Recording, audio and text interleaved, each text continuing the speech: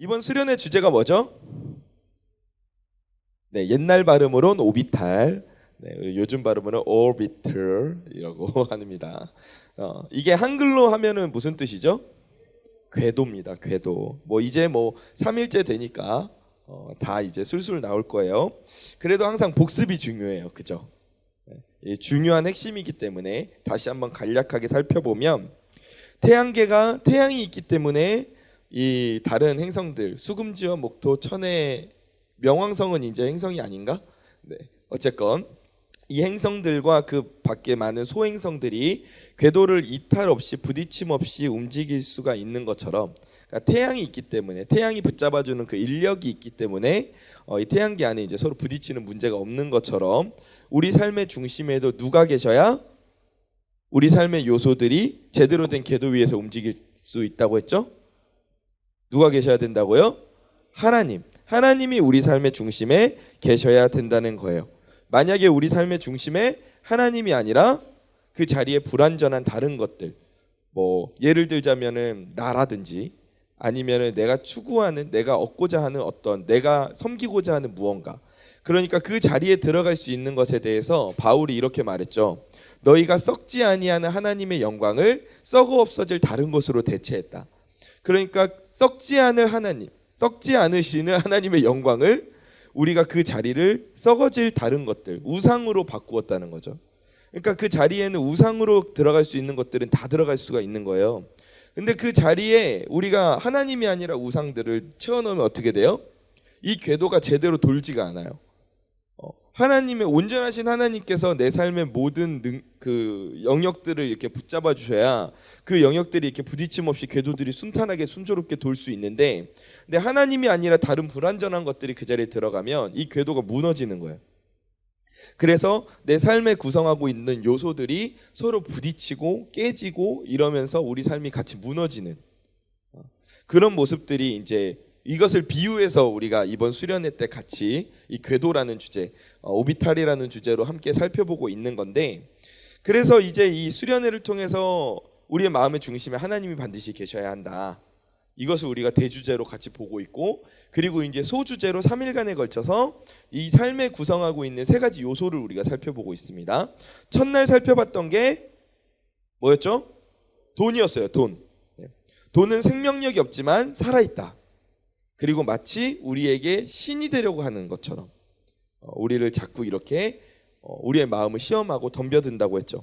끝없는 탐욕을 통해서 우리는 삶의 중심이나 삶의 목적을 하나님에게서 돈으로 바꿔버리고 그 결과 삶이 무너질 수 있다라고 살펴봤습니다.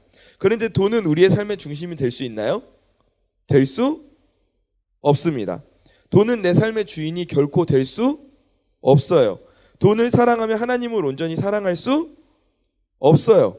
돈은 우리의 인생을 살립니까? 아니요.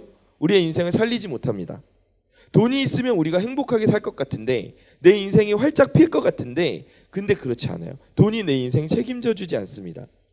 돈은, 물질은, 만몬은 끊임없이 우리를 비교의식과 결핍의식에 빠지게 만들어요. 그래서 돈을 사랑하는 이 마음은 내 삶을 이렇게 무너뜨리고 내 삶의 밸런스를 깰 뿐만 아니라 더 나아가서는 나의 주변에 있는 사람들에게까지 피해를 입힌다고 했습니다. 왜냐하면 이거 자꾸 이렇게 가지려는 마음이 이 선을 넘다 보면은 내가 할 수 있는, 내가 획득할 수 있는 수준을 넘어서 내가 가지고자 하는데, 그렇게 되면 다른 사람의 것을 자꾸 빼앗으려고 하는 마음이 생기는 거예요. 부당한 이득을 취하거나 이렇게 빼앗고자 하는, 그것도 힘이 센 사람의 것을 뺏을 수 있겠어? 아니잖아. 그러니까 힘이 약한 자들, 사회적인 약자들의 것을 자꾸 이렇게 빼앗아 가지려고 하는 그런 마음이 생길 수 있다는 거죠. 그래서 우리는 돈, 물질을 우리 삶에서 제대로 된 궤도에 올려놓기 위해서 누구를 우리 삶의 중심에 모셔야 된다고요? 하나님을 모셔야 된다고요. 그리고 우리가 세 가지의 방법을 살펴봤습니다. 첫째, 내가 많이 가진 자임을 인정해라.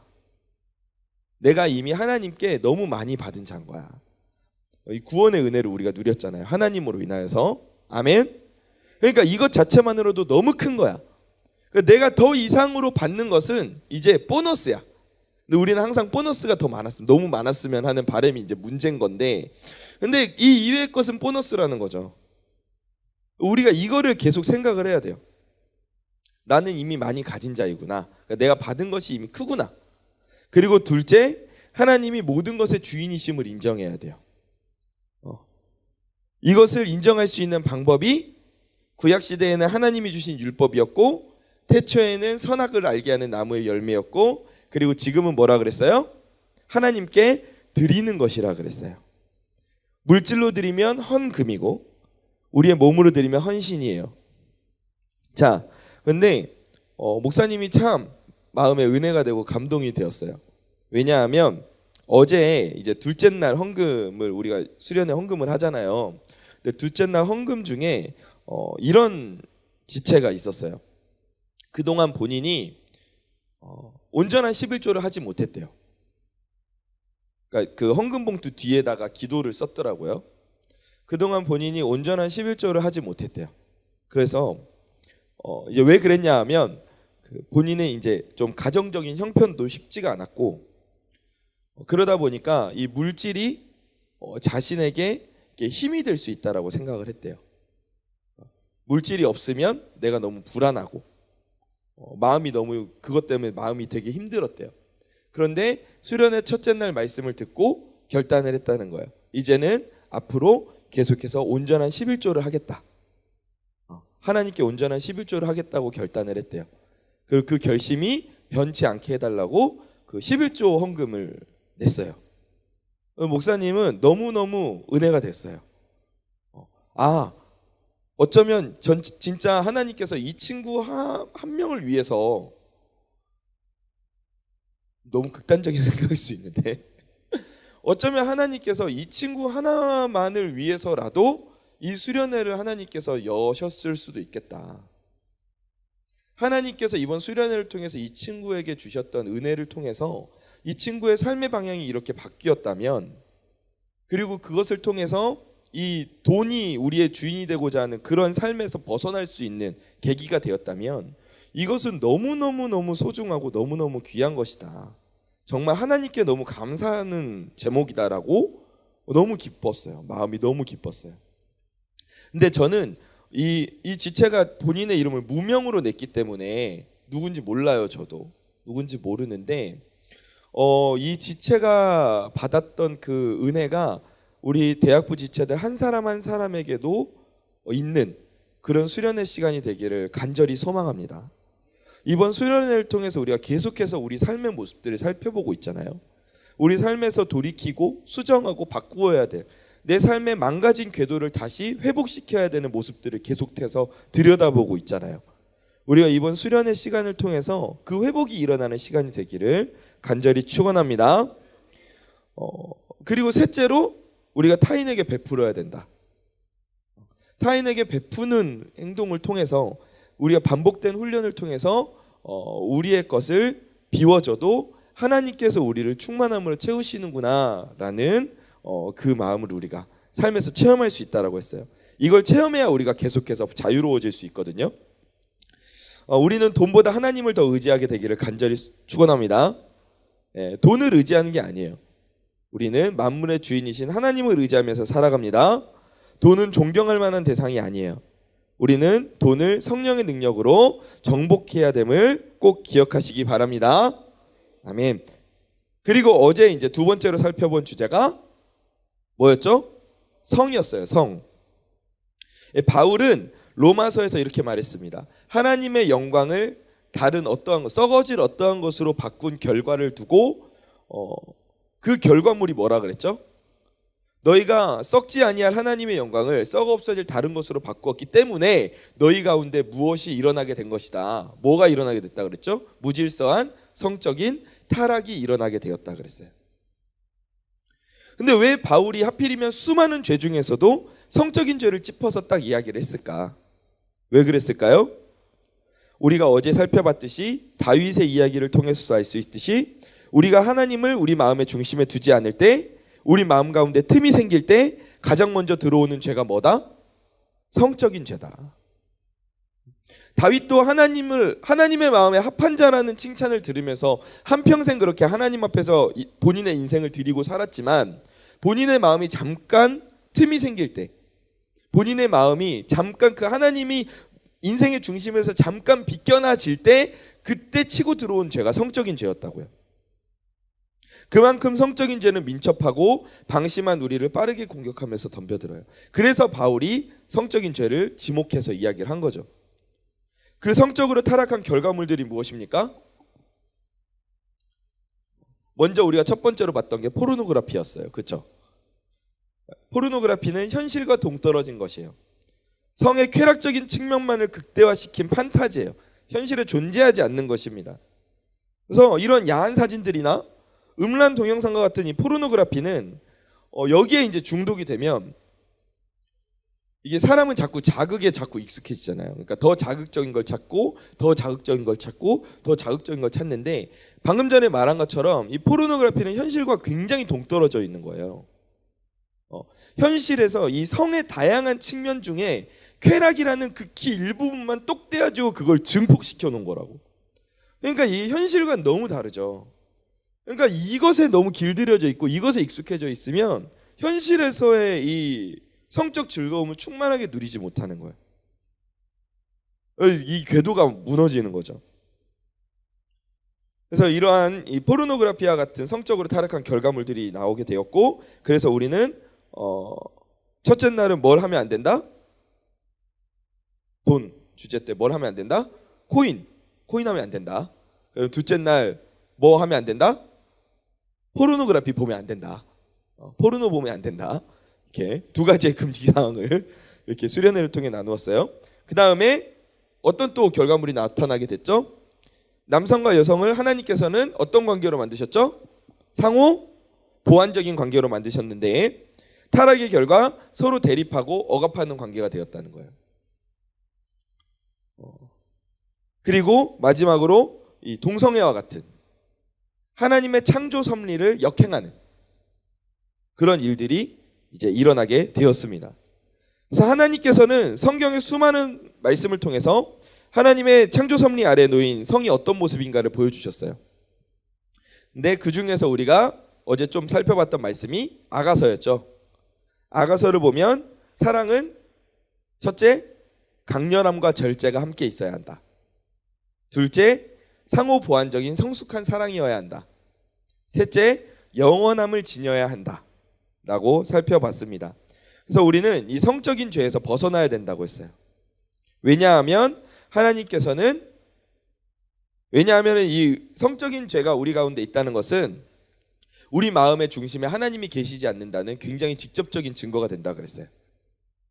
그리고 하나님께서는 음행하는 자들에게 새 예루살렘 하나님 나라를 허락하지 않겠다고 말씀하셨어요. 그러니까 새 예루살렘에 들어갈 사람이 굉장히 적을 것 같아요. 근데 죄인된 우리에게 희망이 있는 게 뭐라고요? 하나님께서는 회개하는 자에게 하나님께서 그 진홍같이 붉은 죄를 양털과 같이 희게 만들어 주시겠다고 약속을 하셨어요. 그래서 어제 우리가 함께 기도했잖아요. 하나님을 우리 삶의 중심에 모실 때 하나님께서 우리에게 허락하신 성이 제대로 된 자리를 찾아서 정상 궤도를 돌게 될 줄 믿습니다. 자, 그리고 오늘 이제 마지막으로 살펴볼 주제인데, 세 번째 주제가 그럼 남은 게 뭐죠? 권력이에요. 권력에 대해서 오늘 살펴보도록 하겠습니다. 권력이란 무엇이라고 정의할 수가 있을까요? 오늘 말씀은 우리 설교를 시작하기 전에 한 가지 이야기를 먼저 해야겠어요. 첫째 날 설교가 제일 길었습니다. 그죠? 전 제가 그렇게 길게 한 줄도 몰랐어요. 근데 길었더라고요. 그리고 어제 설교가 조금 더 짧았어요. 그죠? 그러면 지금 패턴이 어떻게 가고 있어요? 왜 이렇게 대답을 크게 해? 네. 그렇게 원하고 바라고 기도하고 있어요? 네. 점점 짧아지고 있어요. 그럼 오늘 말씀은 짧을까요? 길까요? 네. 오늘 우리가 오전에 막 프로그램도 하고 그래가지고 좀 몸으로 뛰어가지고 약간 피로감이 좀 있어요, 그죠? 예, 그래서 오늘 설교는 어제보다 조금 더 많이 짧다. 와, 네. 그러니까 목사님 선배님들이 하신 말씀이 틀린 말씀이 하나도 없어. 목사님 수련회 3일 동안 설교하면서 박수 받은 적이 지금 처음이에요. 어. 아무리 뭘 해도 뭐 이렇게 물론 잘 들었지만 저는 여러분들 이번 수련회 때 말씀을 너무너무 집중해서 잘 들어서 진짜 제가 여러분들을 보면서 굉장히 도전을 받고 그 열정이 느껴져요. 네. 그래요. 근데 박수를 받았어요, 제가. 그래서 선배님들도 항상 그러죠. 짧은 설교가 제일 은혜로운 설교다. 선배님들 말씀이 틀린 게 하나도 없어요. 그래서 제가 이렇게 압축해서 오늘 설교를 한번 해볼 테니까 여러분들이 대신 한번 잘 따라와 보세요. 같이 한번 잘 해봅시다. 자, 권력이란 무엇이라고 정의할 수 있을까? 권력은 우리가 원하는 것을 가질 수 있는 능력이에요. 그리고 내가 가치 있게 생각하는 것을 추구할 수 있는 능력입니다. 이게 좀 정의를 말하니까 약간 좀 이해하기가 어려울 수 있는데 이걸 예시로 들면 조금 더 쉬워요. 예를 들어서 운동선수에게 권력은 뭘까? 운동선수는 대회에서 우승하기를 원하잖아요. 그러니까 그에게 있어서 권력은 다른 경쟁자들보다 더 뛰어난 운동신경이 그에게 권력이 되는 거예요. 그죠? 자, 그러면 학자, 공부하는 교수님들, 학자의 권력은 그럼 뭘까요? 그쵸? 지식이에요, 지식. 기억력이나 진리를 이끌어낼 수 있는 지혜 같은 지적인 능력이 학자들에게 있어서는 권력이 되는 거예요. 그러면 배우의 권력은 뭘까요? 우리 대학부에도 배우가 있어요. 배우님이 계세요. 네, 우리 배우의 권력은 뭘까요? 맡겨진 배역을 잘 소화해내는 능력이 배우의 권력이에요. 그죠? 배우의 능력이죠. 그리고 교사의 권력은 뭘까요, 그럼? 몽둥이. 교사의 권력은 몽둥이다. 교사의 권력은 뭡니까? 탁월한 설명을 통해서 학생들의 이해를 돕고 그다음 학생들의 흥미를 돕는, 증진시키는 그러한 능력이 바로 이 교사에게 있어서 권력이 될 거예요. 이 권력이 뭔지 좀 이렇게 감이 오죠. 근데 이 권력이라는 것은요, 힘인데, 권력이잖아요. 힘인데 이 힘은 방향성을 가지고 있어요. 그래서 무언가 목적을 가지고 이 권력이 움직여요. 그래서 이 권력이 정의를 위해서 사용이 될 수도 있고 또 반대로 또 다른 정반대의 측면으로 사용될 수도 있어요. 잠언 29장 2절에서는 그래서 이렇게 이야기를 하고 있어요. 의인이 많아지면 백성이 즐거워하고 악인이 권세를 잡으면 백성이 탄식한다. 그러니까 악인이 권세를 잡았을 때 백성이 탄식한다는 거예요. 그러니까 권력이 선을 추구할 수도 있지만 반대로 엄청난 악을 추구할 수도 있다는 거죠. 그리고 그 이스라엘 열왕의 그 역사 중에 르호보암이라는 사람이 왕이 되었을 때 그가 열왕기상 12장에서 뭐라고 말하냐 하면 내 아버지는 너희의 멍에를 무겁게 했다. 그런데 나는 너희의 멍에를 더 무겁게 할 거야. 라고 말했어요. 내 아버지는 채찍으로 너희를 징계했다. 그런데 나는 전갈 채찍으로 너희를 징벌하고 치리하고 다스릴 거야. 라고 이야기를 했어요. 그러니까 이 르호보암이 백성의 안위를 추구하는, 본인의 권력을 그런 방향으로 추구하는 왕은 선한 왕은 분명히 아니었던 것 같아요. 그죠? 그리고 이삭의 사촌이었던 라반도 이제 야곱이 자신의 딸을 데리고 도망간 것을 알고 창세기 31장에서 야곱에게 뭐라고 말하냐 하면 너를 해할 능력이 내 손안에 있다라고 이야기를 합니다.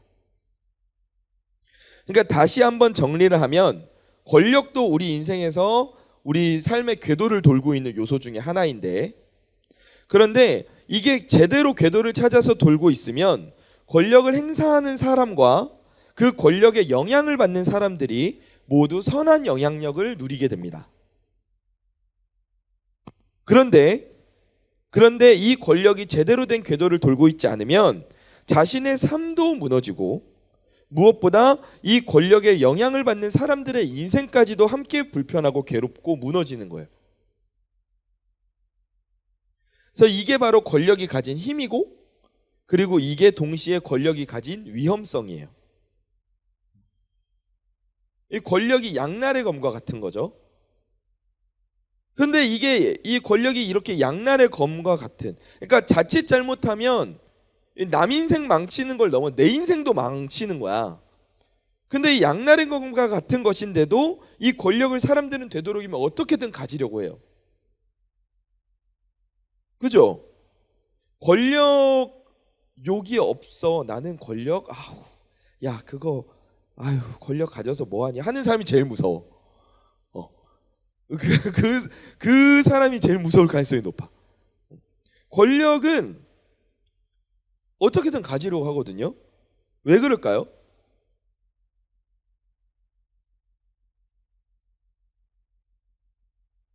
왜냐하면 권력이 무엇과 맞닿아 있냐 하면 권력은 그 권력을 가진 사람을 높이는데 그 권력이 사용이 됩니다. 그러니까 그 사람이 영광과 존귀를 받을 수 있는 도구가 권력이에요. 그래서 사람은 누구나 높임과 존경을 받으려는 유혹이 있거든요. 이 죄인의 속성이기도 한데 그 높임과 존경을 받아요. 계속해서 높아지려고, 낮아지려고 하지 않아요. 계속해서 높아지고 싶어 해요. 근데 이 높아지려고 하면은 권력이 필요한 거지. 힘이 필요한 거지. 내가 가진 능력이 필요한 거야. 그러니까 그걸 자꾸 추구하게 되는 거예요. 내가 더 높아지기 위해서. 그러니까 이게 자연스럽게 선하게 권력을 사용함으로써 존경을 받을 수 있거든요. 그런데 존경을 받기 위해서 권력을 가지려고 하는 거죠. 순서가 역순이에요. 거꾸로 된 거예요. 이 역순으로 상황이 일어나는 것은 타락한 인류에게 나타나는 현상이라 그랬어요. 그렇죠? 네. 어제 성도 그랬잖아요. 돈도 그랬잖아요. 물질도 그랬잖아요. 마찬가지예요. 권력도 역순이 돼버렸어요. 타락하게. 인간이 타락하니까 이 권력이 역순이 돼버린 거예요.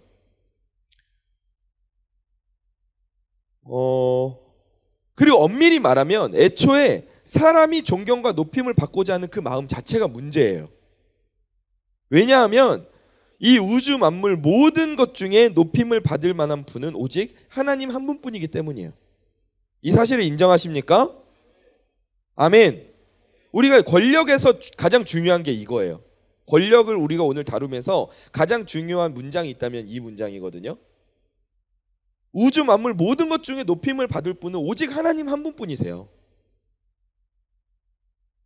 그런데 인간은 그 영광을 가로채고 싶어 한다는 거죠.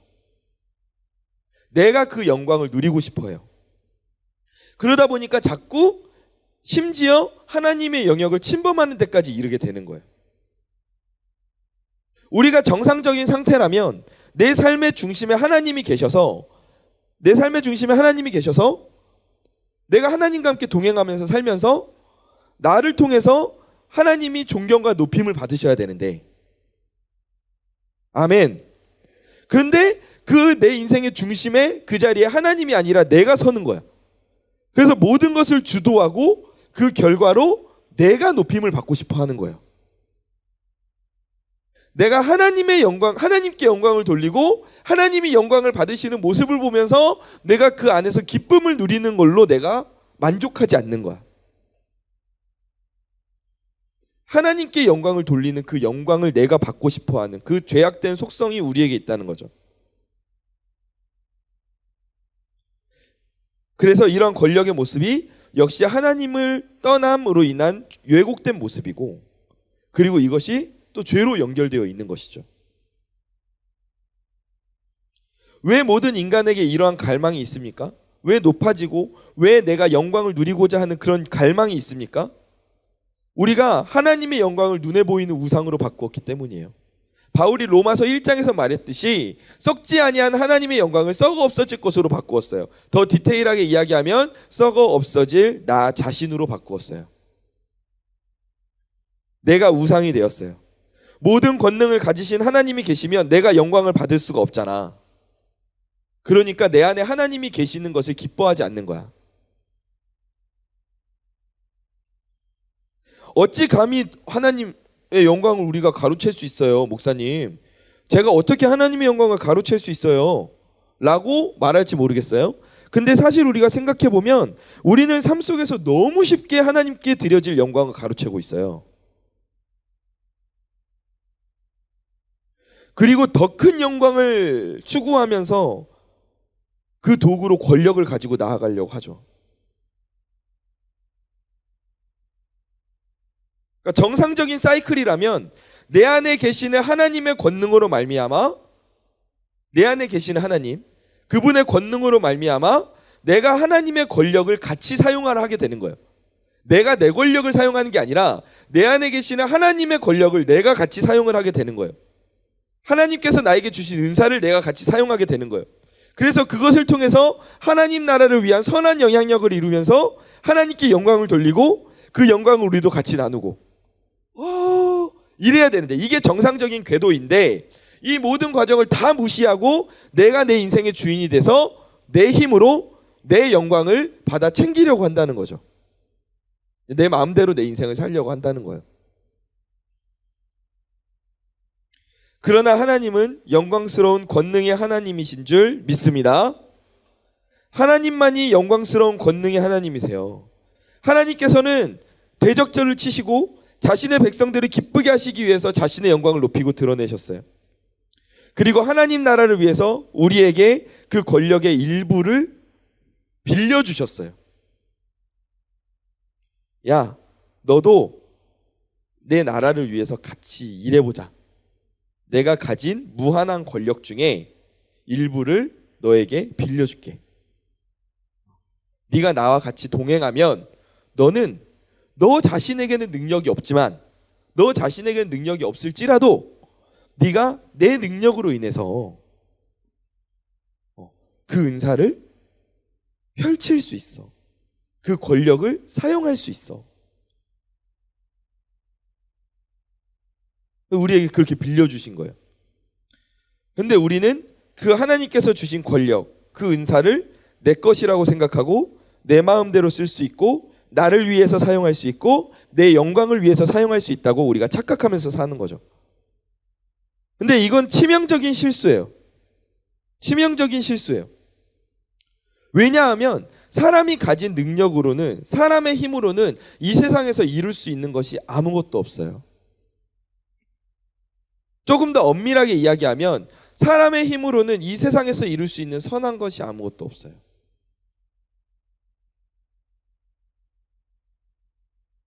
그리고 우리의 구원의 영역의 문제에서도 인간의 능력으로는 아무것도 할 수가 없어요.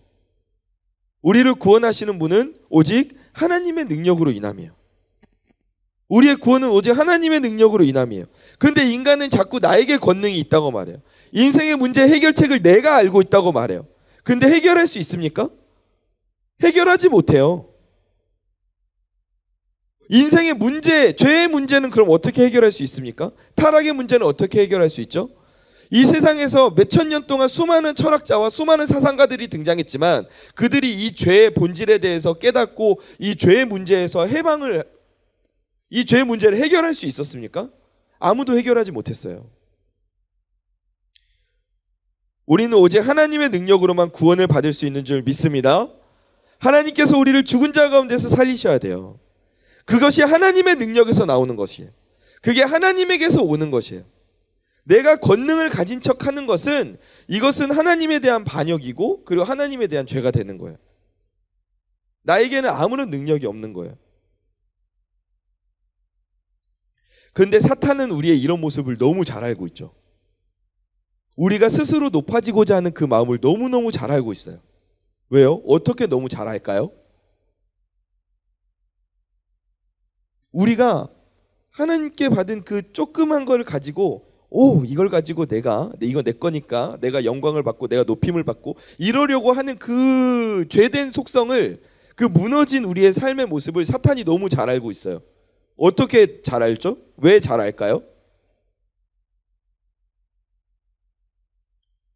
왜냐하면 사탄 본인도 스스로 높임을 받고자 해서 하나님을 떠났고 그래서 저주를 받은 존재이기 때문에 그래요.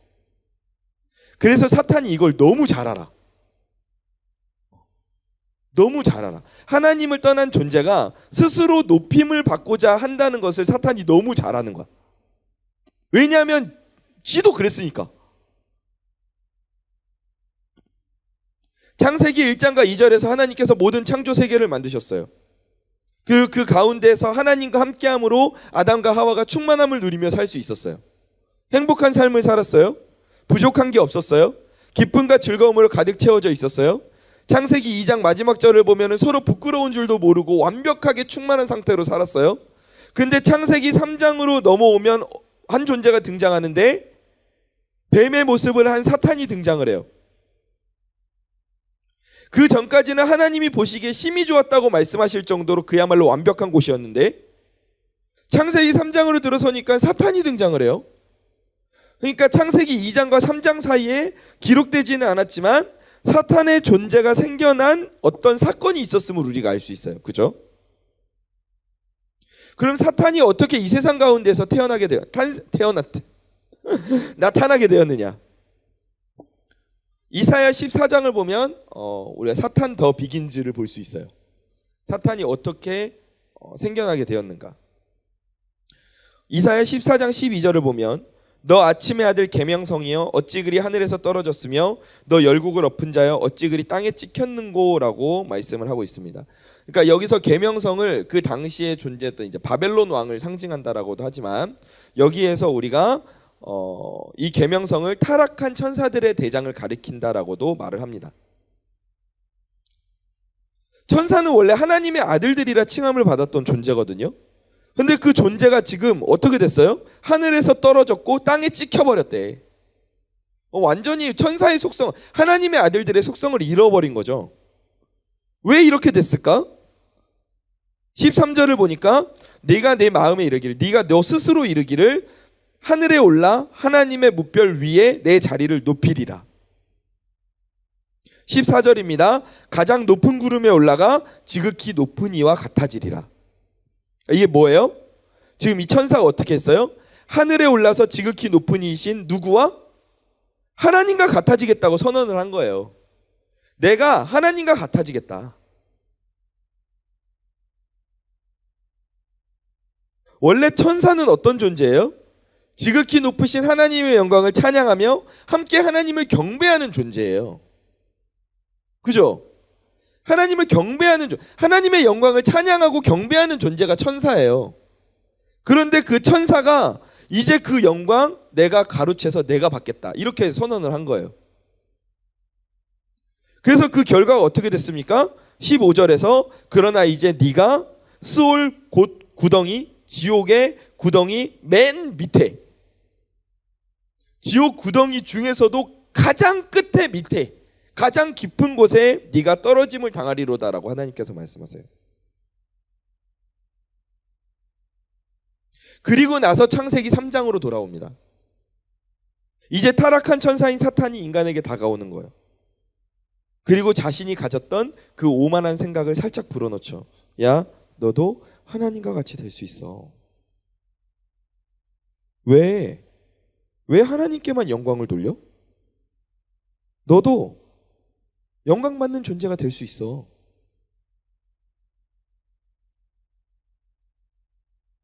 아담과 하와는 이미 충분히 넘치고도 남을 만한 것들을 누리고 있었어요. 그렇죠? 뭐 아담과 하와에게 부족한 게 있었어요? 옷? 옷은 없었지. 근데 옷이 필요가 없었지. 뭐 부족한 게 있었어요? 필요한데 주어지지 않은 게 있었어요? 없었어요. 아담과 하와는 그야말로 완벽한 충만함을 누리고서 살았는데, 그런데 사탄의 꿰매 넘어가서 그보다 더한 하나님과 같은 존재가 되어서 하나님이 받으실 영광을 자신도 받기를 원했다고요. 사탄이 빠졌던 그 문제에 아담과 하와도 인간도 똑같이 빠져버린 거예요.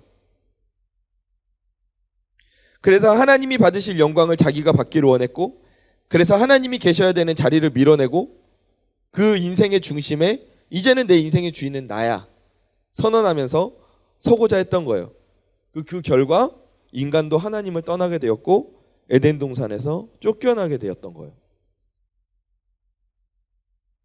근데 그러면 인간이 깨닫고 살아야 되는데, 근데 그 뒤로 하나님께만 영광을 돌리면서 그러면 제대로 정신 차리고 살아야 되는데, 근데 지금도 인간의 약한 마음이 계속되고 있는 것 같아요. 여러분, 이 아담과 하와의 모습을 우리와 한번 비교해서 생각을 해봅시다. 우리가 첫째 날에 이야기를 했어요. 우리가 이미 충만함을 누리고 있다는 것을 인정하자고 그랬어요. 그렇죠? 내가 이미 하나님께 충만한 은혜를 받았음을 인정하자 그랬어요. 우리는 하나님께 은혜를 누린 존재인 줄 믿습니다. 구원의 은혜를 누린 존재예요. 이미 그것만으로 우리에게 더 이상 부족할 게 없어. 그것만으로도 우리에게 더 이상 부족할 게 없다니까. 그 외에 주어지는 것은 그냥 곁가지예요. 그 핵심이 아니에요. 곁가지예요. 곁가지.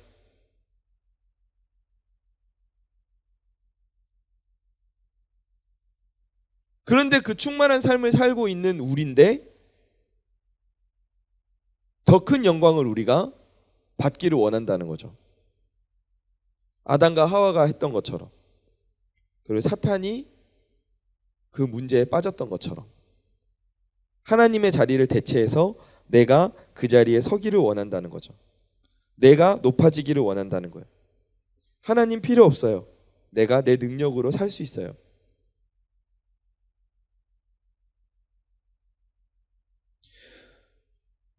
내 마음속에 중심에 계셔야 될 하나님을 모시지 않고 그 자리에 나의 욕심이나 다른 것들을 채워놓고 있어요. 그렇게 되면 우리 삶에서 권력이라는 이 요소가 궤도를 이탈할 수밖에 없어요. 궤도가 깨질 수밖에 없어요. 우리의 삶을 무너뜨리고 더 나아가서 앞서 말한 것처럼 이 권력의 영향을 받는, 내가 하나님께 받은 그 은사의 영향을 받는 다른 사람들에게까지도 악영향을 미치는 거예요.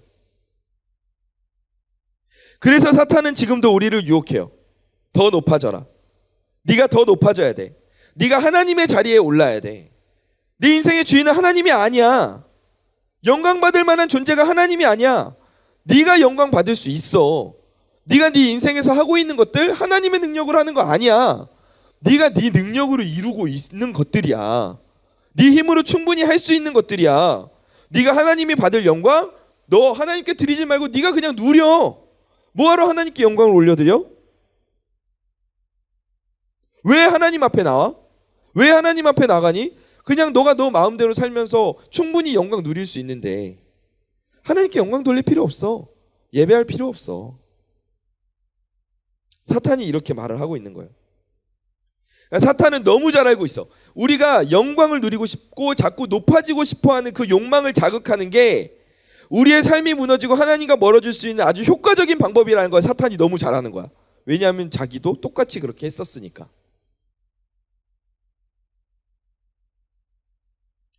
그런데요, 애초에 하나님께서 우리에게 성경을 통해 말씀하신 권력은요, 우리가 지금까지 살펴본 이 권력의 관점과 너무 달라요. 너무 달라요. 우리는 우리가 높아지고 영광을 누리기 위해서 이 권력이라는 도구를 가지고 다른 사람들을 밀어내고 치워내고 무언가를 내가 쟁취해야 되고 그래야 된다라고 생각을 했어요. 근데 예수님께서 이 땅에서 보여주신 영광과 권력은 이것과 너무나도 달랐어요. 예수님은 계속해서 제자들에게 말씀하셨어요. 이 권력이라는 것이 너희에게 너무 위험한 것이다. 너희가 스스로 높아지고자 하는 이 마음이 너희에게 너무나도 위험한 것이다. 계속해서 경고하셨어요. 예수님은 예루살렘에 죽기 위해 올라가시는 길에 3번이나 자신의 죽음을 예언하시거든요. 그런데 그때 제자들은 권력의 욕망에 사로잡혀 있었어요. 제자들은 예수님을 따르면 권력을 얻게 될 거라고 생각을 했어요. 그래서 무슨 일이 일어납니까? 첫 번째 사건은 예수님이 이제 첫 번째 말씀을 하세요. 내가 이런 고난을 받게 될 거야. 그런데 그때 베드로가 와 주님 무슨 말씀하십니까? 만약에 주님을 그렇게 하려는 자들이 있거든, 제가 그 앞을 가로막고 그 자들을 얍얍 물리치겠습니다. 그렇게 하지 못하도록 제가 주님을 지키겠습니다. 이렇게. 근데 그때 베드로가 예수님께 좋은 소리 못 들어요. 그죠? 좋은 소리 못 들어요. 그래 베드로 너를 생각하니 너무 듬직하다 이런 말씀을 들은 게 아니라 사탄아 내 뒤로 물러가라. 좋은 소리 못 듣거든요.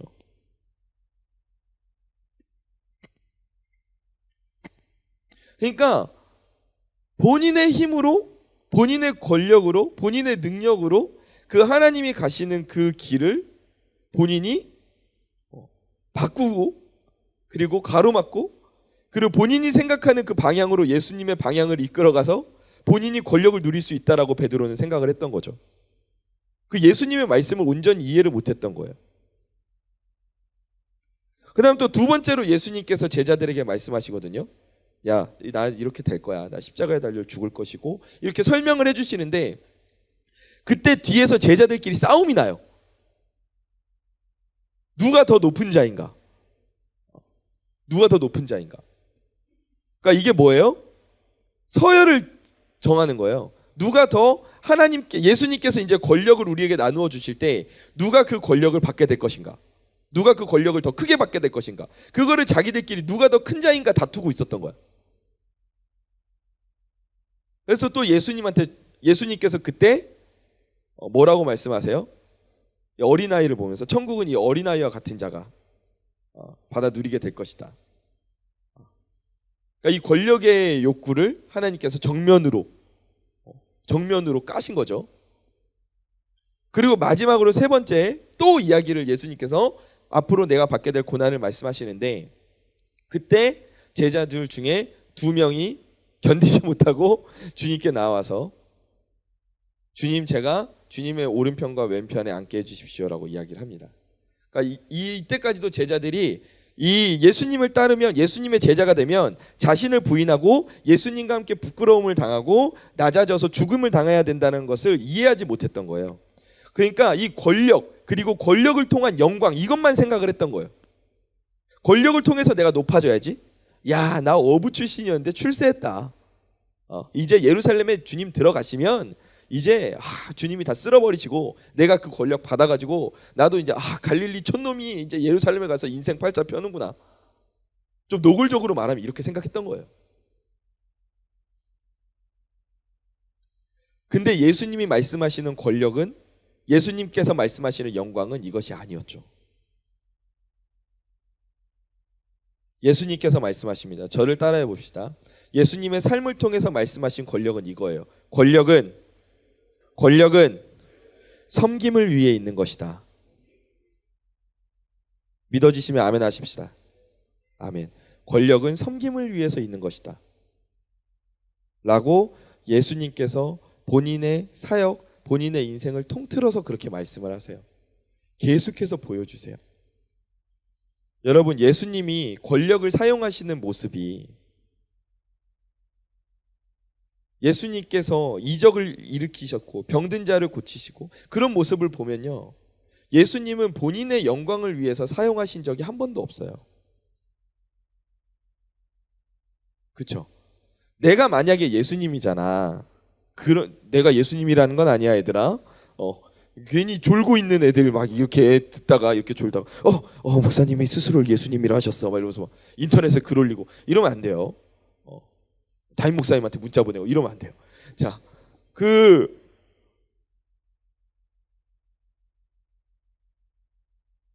무슨 이야기했죠?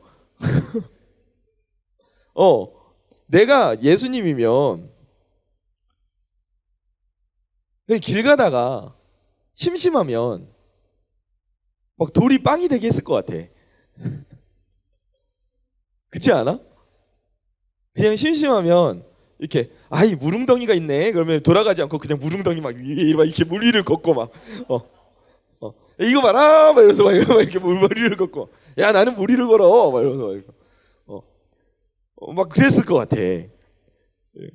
그럼 그랬을 것 같거든. 근데 예수님은 단 한 번도 본인의 영광을 위해서 그 본인이 가지신 무한한 권능을 사용하신 적이 단 한 번도 없어요. 오직 무엇을 위해서? 섬기기 위해서. 섬기기 위해서 본인이 가지신 권능, 권력을 사용하셨어요. 이 땅에서 살고 있는 나의 자녀들, 죄 가운데 허우적거리고 있는, 올바른 복음을 듣지 못해서 바른 믿음을 가지지 못하고 헤매고 있는 너희들을 위해서 내가 왔다. 그리고 너희를 섬기기 위해 그 하늘의 권능을 내가 사용하겠다. 이게 하나님의 마음인 거예요. 그리고 본인의 영광을 나타내신 것이 아니라 그 섬김을 통해서 하나님께 모든 영광을 올리셨죠. 내 아버지께 모든 영광을 올려드렸고, 그리고 그 영광을 보시며 기뻐하셨어요. 여러분, 우리가 이 예수님의 삶을 본받아야 할 줄 믿습니다. 우리가 권력에 덫에서 놓이려면 이 예수님의 모습을 본받는 것밖에 방법이 없어요. 우리가 가진 은사는, 우리가 가진 권능과 권력은 예수님께서 가지신 무한하신 것에 비하면 너무 작죠. 너무 작죠. 보잘것없는 것이에요. 뭐 이 정도 될까 말까? 하나님은 권능 와 이런 건데 우리 권능 뭐 이 정도? 이 정도밖에 안 돼요. 근데 그 권능을 우리가 예수님을 본받아서 산다면, 우리가 정말 권능의 그 덫에서 풀려나서 내가 영광을 받고자 하는 나를 우상으로 삼는 그 자리에서 벗어나기를 내가 원한다면, 우리가 어떤 삶을 살아야 되냐면, 우리도 그 권능, 그 은사를 가지고, 하나님이 빌려주신 은사를 가지고 섬기는 삶을 살아야 된다는 거죠. 아멘. 그걸 가지고, 그 되도 않는 것을 가지고 내가 높은 자리에 올라보겠다고 아등바등하고 다른 사람들을 짓밟고 괴롭히고 망가뜨리는 게 아니라, 내 인생까지도 망가뜨리는 게 아니라, 예수 그리스도께서 우리에게 보여주셨던 그 모본, 그 본을 따라서 우리도 하나님께 받은 빌려주신 그 권능을, 그 권력을 섬기기 위해서 사용해야 된다는 거예요. 그러할 때 어떤 일이 일어납니까? 그러할 때 내 안에 계시는 하나님께서 영광 받으시고, 그리고 하나님께서 영광 받으시고, 할렐루야. 우리 인생의 궁극적인 만족, 내 인생의 목적이 그때 이루어지는 거예요. 사실 우리가 받을 수 있는 영광 중에 가장 큰 영광은요, 뭐 세상에서 이렇게 가다가 목사님이 야, 너 진짜 요즘에 기도 잘한다. 와, 너 요즘에 찬양팀에서 엄청 잘 섬기더라. 이런 칭찬받으면 기분 좋잖아요. 이게 또 좋죠. 필요해요. 근데 그게 우리가 받을 수 있는 큰 찬사가 아니에요. 그것과 비교할 수 없는 것이 바로 하나님의 칭찬이거든요. 하나님께서 나누어 주시는 영광의 한 조각이 우리가 인생에서 아둥바둥하면서 쟁취하고자 하는 그 어떤 영광보다 훨씬 커요. 이 사실을 믿으시기 바랍니다. 그래서 우리가 진정으로 우리가 하나님의 자녀답게 삶을 산다면, 우리는 우리가 가진 권력, 우리에게 주어진 하나님께서 빌려주신 그 은사를 나의 영광을 위해서 사용하는 것이 아니라 하나님의 나라를 위해서 섬김으로 예수 그리스도를 닮아 사용해야 된다는 거죠. 그러면 그 과정을 통해서 하나님께서 영광을 받으시고 그 영광의 조각이 우리의 삶 가운데에 주어지는 거죠. 그 영광은 내가 아등바등하면서 얻고 쟁취하려고 했던 그 어떤 영광보다 훨씬 더 클 것입니다. 믿어지지 않죠. 믿어지지 않죠. 안 믿어질 수도 있어요. 에이, 설마 이럴 수도 있는데 우리가 경험해보지 않아서 믿어지지 않는 거예요. 그럴 수도 있어요. 우리가 한번 경험을 해보자고. 그러니까 우리가 이건 경험할 수 있는 일이니까. 우리가 한번 내가 가진 은사를 하나님 나라를 위해서 한번 사용을 해보자고. 섬기는 데 사용을 해보자고. 그때 무슨 일이 일어나는지, 내 삶이 어떤 변화가 일어나는지 한번 맛보면 멈출 수 없을 겁니다. 아, 섬김의 삶이 이렇게 위대하고 강력한 것이구나 깨닫게 될 거예요. 말씀을 정리하겠습니다. 셰리 머케덤이라는 분이 이름이 셰리 이셰리 셰리 셰리 머케덤이라는 분이 이렇게 말했어요. 권력의 사랑에 대한 유일한 치료책은 사랑의 힘뿐이다. 근데 이게 한글로 번역을 해놓으면 이 의미가 잘 안 살거든. 근데 영어로 이야기하면 아주 쇼미더머니 우승 래퍼 뺨치는 라임이에요. 펀치 라임이 나와요. 권력의 사랑을 러브 오브 파워라고 이야기를 했어요. 이 러브 오브 파워에 대한 유일한 해결책은 사랑의 힘 파워 오브 러브이다. 러브 오브 파워에 대한 유일한 해결책은 파워 오브 러브이다. 야, 빨리 돈 눌러야 돼 막. 버튼 막 1번 막 눌러야 돼. 맞아요. 근데 이게 이 말이 진짜 핵심을 꿰뚫고 있는 거예요. 권력에 대한 사랑에 대한 유일한 치료책은 사랑의 힘이에요. 섬김의 힘이에요.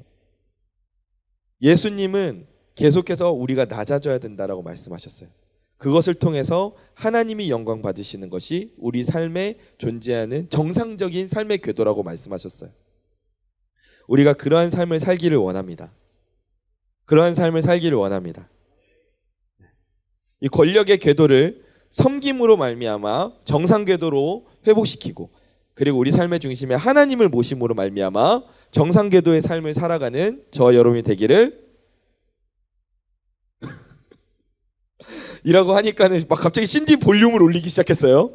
아직 조금 남았어요. 네, 축원합니다. 아멘. 자, 말씀은 이제 3일간의 수련의 말씀을 정리하겠습니다. 우리가 세 가지 주제를 살펴봤어요. 돈, 물질, 그리고 성, 그리고 권력. 이 세 가지 주제를 살펴봤습니다. 우리 삶의 구성 요소예요. 근데 이 구성 요소들은 하나님을 우리 마음의 중심에 두지 않으면 이 구성 요소들은 우리 삶에 존재하는 것들인데 각기 갈 길을 잃고 방황하고 깨어지고 부서집니다. 우리의 삶이 무너지고 우리 주변에 있는 사람들의 삶까지도 같이 무너지게 만들어요. 그래서 우리는 우리 삶의 중심에 하나님을 반드시 모셔야 합니다. 내 삶의 중심에 썩어 없어질 것을 모시는 것이 아니라 썩지 아니하는 하나님의 영광을 우리 삶의 중심에 모셔야 합니다. 그러할 때 우리 삶의 궤도가 정상 궤도에 오르게 될 겁니다. 내 삶이 왜 이렇게 힘들지? 내 삶은 왜 이렇게 좌충우돌, 정상적으로 돌아가지 않고 너무 삐그덕거리는 것 같고, 그러할 때 우리의 마음의 중심을 살펴봐야 되는 거예요. 내 삶의 중심에 하나님이 계시는가? 그것이 가장 먼저 우리가 해봐야 될 질문이에요.